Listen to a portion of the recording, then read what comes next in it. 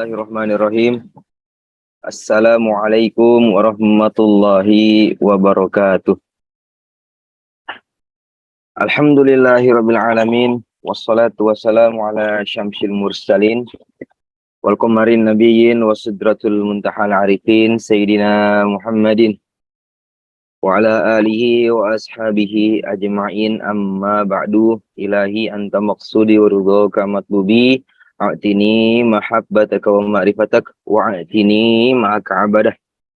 Hadratul Mukarramin jami'il ahli silsilah tariqah qadiriyah naqsyabandiyah ma'had suryalaya wabil khusus syekhuna wa mursyiduna wa murabbi arwahina Hadratul Walid Syekh Muhammad Abdul Ghawasif Mastul radhiyallahu wa qaddasallahu sirrah al-Fatihah. A'udzubillahi minasyaitonir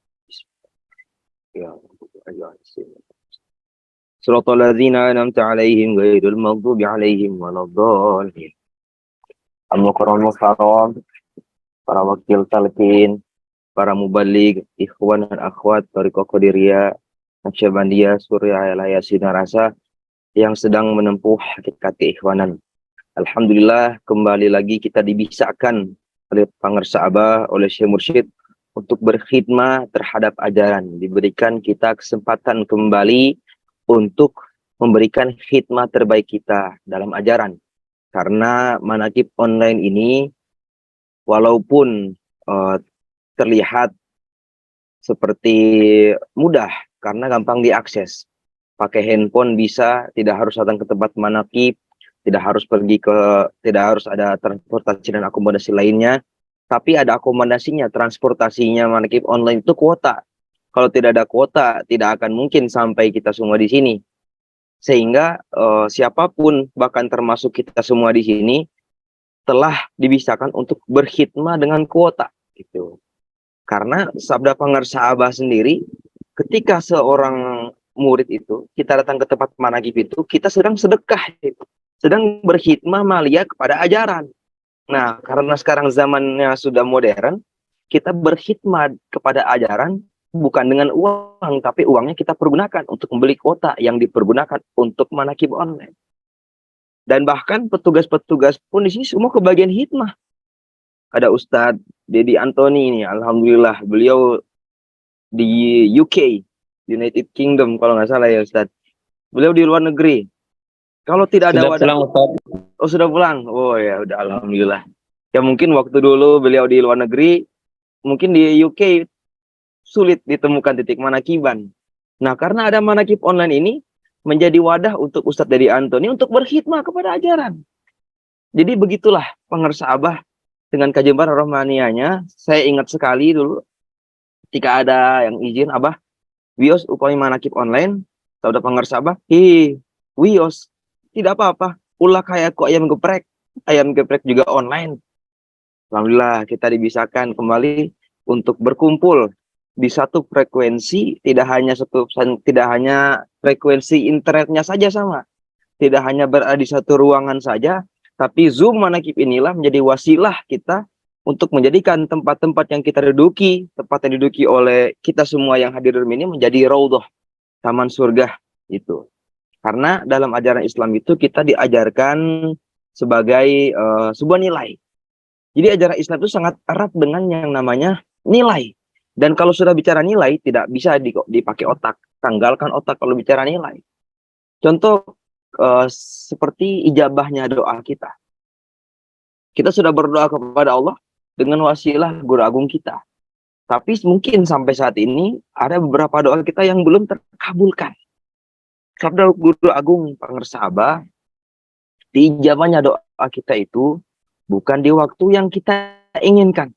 Apalagi waktu yang kita tentukan, tapi di waktu yang diinginkan olehnya dan waktu yang ditentukan olehnya dan dalam bentuk yang telah ditetapkan olehnya.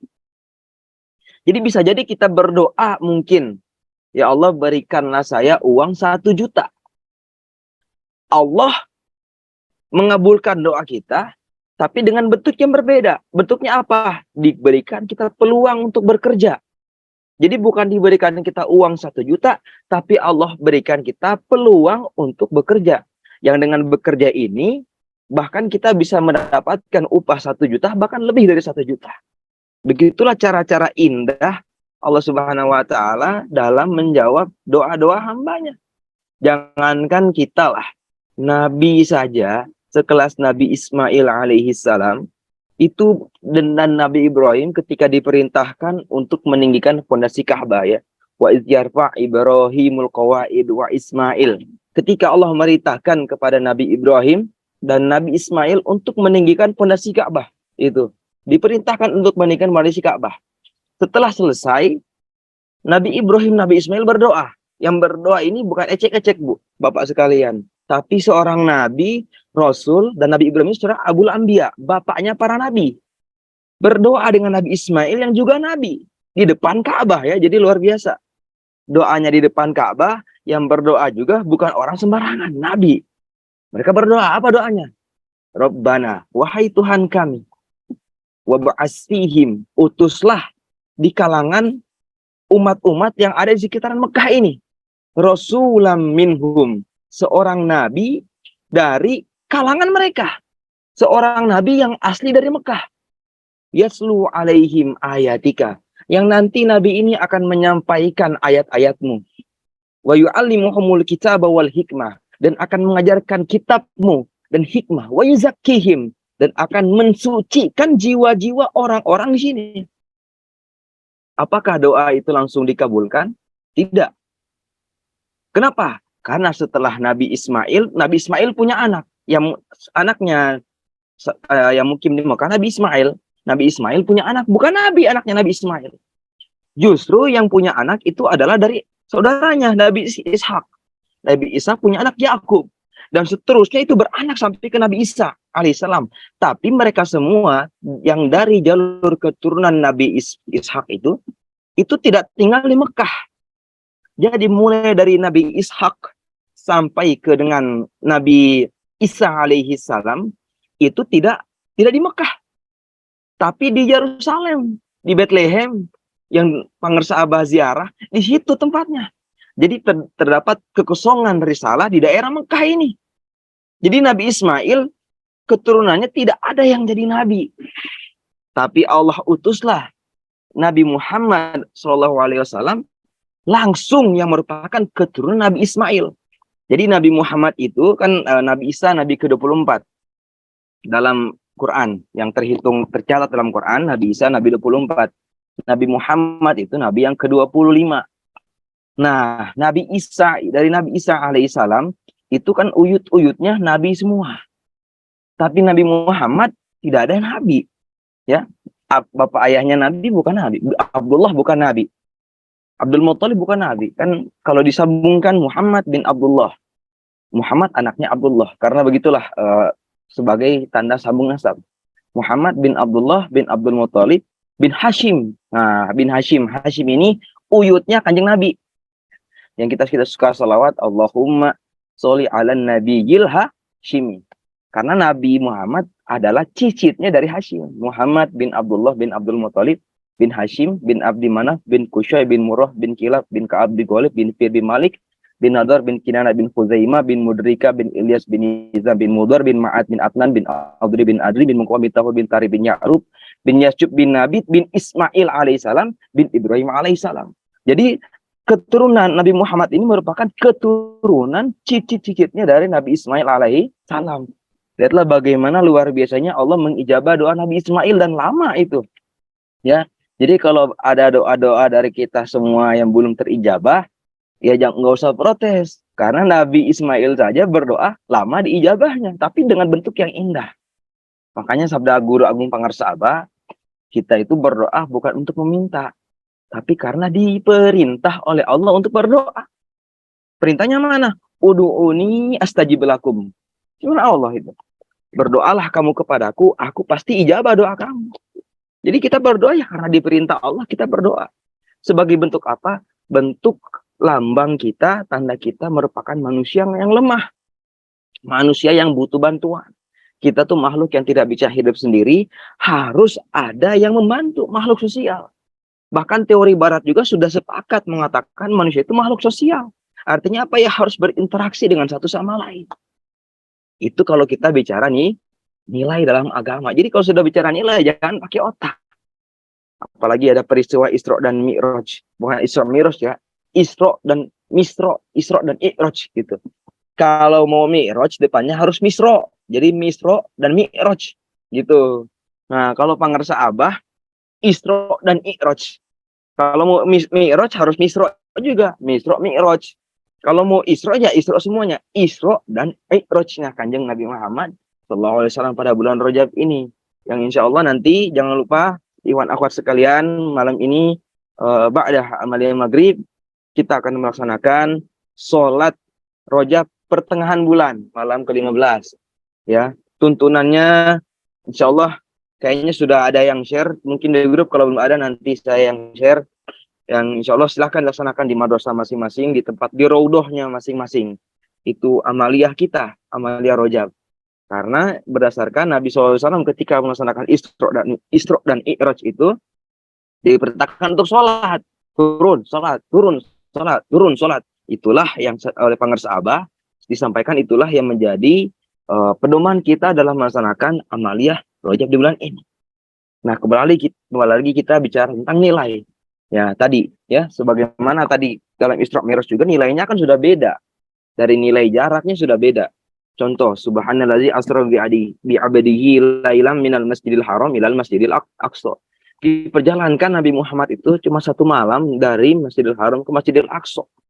Kalau saya cek di Google Maps, ternyata dari Palestina, dari Arab Saudi itu, dari Masjidil Haram ke Masjidil Aqsa itu ternyata 8 jam kalau perjalanan darat.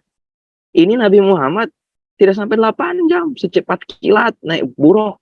Luar biasa. Itu ya sudah nilai dalam ajaran, tidak boleh pakai otak. Contoh juga pangersa pernah menyampaikan, sering kali menyampaikan, menunggu sholat adalah sholat. Walaupun sedang main gaple, tapi punya wudhu untuk melaksanakan sholat, dinilai sholat. Bapak Ibu mungkin di sini ada yang punya warung, yang jaga warung. Nah, kelihatan nih Ibu, 30 menit lagi sudah mau masuk waktu zuhur. Langsung ibu atau bapak pergi ke kamar mandi, mengambil air wudhu dan sholat syukrul wudhu, lalu duduk kembali ke warung, nunggu di warung. Maka ketika nunggu di warung itu sampai dengan waktu sholat, dinilai sholat. Nilainya sholat. Nunggu warung, nunggu orang beli, itu nilainya sholat. Dengan catatan punya wudhu dan juga niat untuk menunggu waktu sholat. Atau yang di kantor misalnya, sudah lihat nih 30 menit lagi atau 38 menit lagi. Ya paling telat lah 15 menit lah. 15 menit lagi sudah mau masuk waktu zuhur. Langsung ke kamar mandi. Wudhu. Ya, ambil wudhu. Balik lagi ke kantor. Kerja lagi. Kerjanya dinilai sholat. Kerja ngetik untuk kepentingan perusahaan, kepentingan kantor. Itu bernilai sholat. Sedang sholat nilainya apabila punya wudhu dengan niat untuk menunggu waktu sholat. Mahasiswa misalnya, ya, lagi di kampus, lagi di kelas, sedang belajar, dan belajarnya 1 jam, dari jam 10 sampai jam 12. Nah, jika mahasiswa itu punya wudhu dari jam 10 dengan niat menunggu waktu sholat nanti zuhur, maka selama 2 jam itu dinilai sholat, dihitung sholat. Itu nilai dalam ajaran. Seperti raudhah. Raudhah kata orang cuma di Madinah, Masjid Nabawi. Tapi kan hadis Nabi ada minnya. Ada min riyadil. Riyadil itu jamak. Banyak taman-taman surga. Jadi raudhahnya Nabi yang di Madinah itu hanya salah satu saja. Salah satu raudhah. Cuma salah satu taman surga. Dari sekian banyak taman surga. Artinya apa? Artinya raudhah itu tidak hanya ada di Madinah. Tapi ada juga di Majalengka, ada juga di Depok, ada juga di Jakarta, ada juga di Kramat Jati, ada juga di Condet, ada juga di BSD, raudhah itu, taman surga itu. Walaupun di kota juga jadi raudhah. Jangankan ini hotel jadi raudhah. Jadi raudhah karena dipakai zikir. Sabda pangersa Abah jadi taman. Kenapa itu menjadi taman surga? Karena yang duduk di situ adalah taman surga. Karena diri kita ini itu tempat. Ketika diri kita sudah ditalkin, maka diri kita sudah didiami zikir. Dan saat itulah kita sudah menjadi raudhah, menjadi taman surga. Sedang di motor, tapi kita zikir, motor jadi taman surga. Sedang di mobil, tapi kita zikir hatinya dengan zikir rofi, mobil jadi taman surga. Begitu seterusnya, dimanapun, kapanpun, ketika hati kita ingat, maka hati itu sampai. Iza zakaru qalbu, taru ila mazkurihi. Ketika hati itu ingat, ia terbang lebih cepat daripada kata cepat. Kemana? Ke yang diingatnya. Walaupun badan kita di atas sajadah, badan menghadap. Nggak usah kiblat, menghadap Ka'bah, depan Ka'bah sekalipun. Tapi pikiran kita, hati kita ingatnya ke Indonesia. Sedang di Indonesia kita. Bapak Ibu sholat, pikirannya di kantor, sedang di kantor. Nah, penutup teringat kisah salah satu rektor IKIP Bandung, sekarang UPI, IKIP Bandung, datang ke Abah Anom. Sebelum beliau datang ke Abah Anom, beliau mengirim surat pengantar terlebih dahulu, pemberitahuan bahwa beliau akan datang. Assalamualaikum Abah, saya mau ziarah ke Abah, tapi saya tidak suka sholat. Ya, silakan datang. Datang menghadap ke pengarsa Abah. Abah, saya dulunya sholat, sekarang sudah tidak sholat. Kata Abah Anom, Abah mah tidak suka nyuruh sholat gitu. Jadi sebenarnya beliau tuh mau datang ke Abah Anom merasa sungkan. Karena beliau takut disuruh sholat oleh Abah Anom. Kata Abah Anom, Abah mah tidak suka nyuruh sholat, yang suka nyuruh sholat mah Allah. Abah juga disuruh. Ketika zuhur berkumandang, Abah Anom izin pamit sebentar. Ya, Abah sholat dulu ya, Den. Abah saya ikut lagi. Gitu. Ikut beliau, Abah mengikuti Abah Anom. Nah, kata Abah Anom, lah bukannya ada yang tidak sholat? Kata beliau, tidak Abah. Karena sebelumnya saya ke waktu sholat, pikiran saya suka di kantor. Jadi saya sholat tidak, di kantor juga tidak. Mendingan saya tidak sholat. Ketika beliau bertemu Abah Anom, diberikan talqin zikir, barulah beliau merasakan sholat, termasuk pikiran hatinya juga ikut sholat. Alhamdulillah. Semoga Allah berkahi kita semua dengan istiqomah mengikuti tuntunan amaliyah Guru Agung. Dan juga semoga kita semua bisa mengamalkan ilmu yang kita ketahui, bisa mengikuti arahan-arahan pengarsa Abah, dan jangan lupa ada peluang kembali kita untuk manakib di GBK ya, Gelora Bung Karno, insya Allah tanggal 3 September kita manakib. Dan ya malam ini insya Allah jangan lupa untuk melaksanakan amalia tahunan sholat rojab pertengahan bulan di madrasah dan roboh masing-masing. Assalamualaikum warahmatullahi wabarakatuh.